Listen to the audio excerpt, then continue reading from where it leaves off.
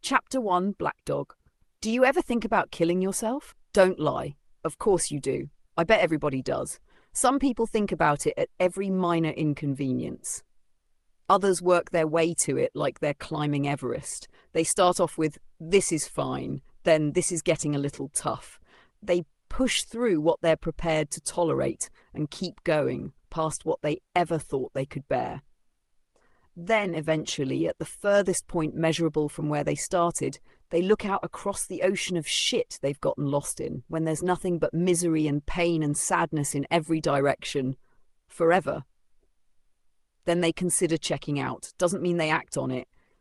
But everyone thinks about it. It's part of being sentient, I'm sure. Thinking about not being.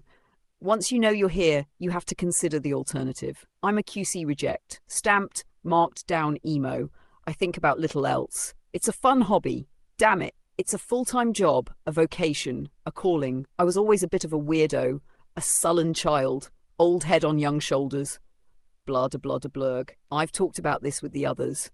We were all misshapes, mistakes, misfits, raised on a diet of broken biscuits. It seems like anyone who doesn't cotton on early that being a benign grin machine is the way forward, well, they'll find themselves the other side of the glass pretty quick. I remember the exact moment I lost the trail and knew I'd stay lost in the woods.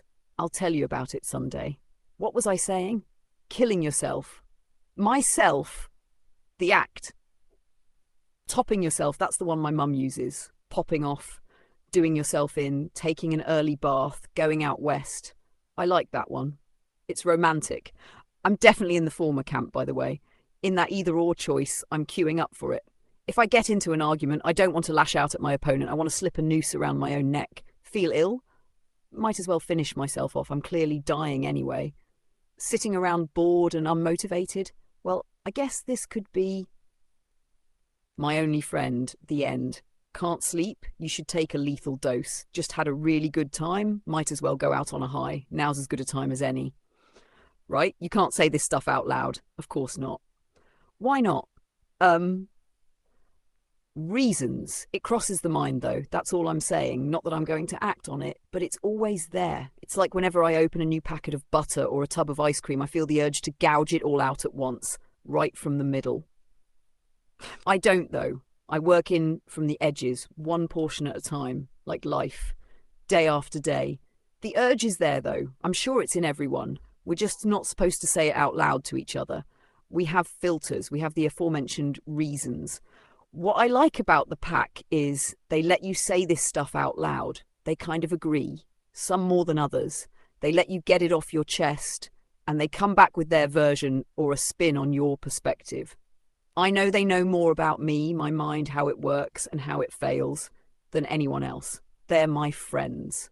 8 of us, all different in our own ways, but all the same to anyone else. It's safe to say I wouldn't be here today without them. Not because of the urge. That's just a feature of life. Until it isn't, I wouldn't be here, as in this room, behind this door, if it wasn't for the pack. They've done me a real favour there, kept me safe, kept my light burning. They've done that a lot. I'd like to think I've done the same for them. Most of them, at least. It's like we all pick up each other's slack. Those diagrams they use in science with the overlapping circles, Venn diagrams, that's the pack. If one of us is X, then 2 or 3 others are 2. If one's Y, one's animal, one's vegetable, one's a stray shopping trolley, well, at least a couple of the others have you covered. It takes a village. Blah de blah de blurg. I guess I should introduce them to you, or I'm going to be bleating on about my friend who this or my friend who that, and you'll just be thinking, is this the girl with the wonky boobs or the Indian lad with bad hands? So in no particular order, the pack is made up of 8 young people who walk home together from the shack, across the town centre, through the estates until we're all safe and sound, about 3 miles from the bar we've adopted as our spiritual pond. Let's start with the girl with the wonky boobs and the Indian lad with the bad hands. Prue is one of my oldest friends. She was in the year above me at school, and even though we live on opposite sides of town, we've found ways to see each other every day since I was 11. Now we're in 6th together. We're inseparable. She's got a rebel heart and rebel hair, and, I'm sure she won't mind me saying this, rebel tits. One is much bigger than the other, and that fact has caused her a lot of upset over the years. She hides her unique features under layers of fabric and her face behind that wild mop of curls. Prue consumes music and books like she's trying to become a human database. She's never let me down, and if she were that way inclined, I'd marry her tomorrow. David is the Indian lad with bad hands. His real name is Gagan, but his dad thought he'd do better at school with an English-sounding name. So he's Gagan at home and David at school. It only took one sleepy school morning and a slip of the tongue for David Gagan to tell a supply teacher his name was Gavid, and his fate was sealed. The tsunami of piss-taking that followed has echoed through the last decade of his life. I really admire how he's owned his mistake. He came out as gay 5 years after his faux pas. Now the name is worn like a badge of empowerment, while all those hyenas who went for the easy target have to deal with his steely glare and indomitable spirit. The bad hands bit will make sense later. Next up is Unit. He's a fat lad who keeps himself to himself 98% of the time. Put him in a mosh pit though, and he's like a tornado in a wheat field. He'd never purposefully hurt anyone. Unit is like a sumo wrestler taking exception to a cue for the tube.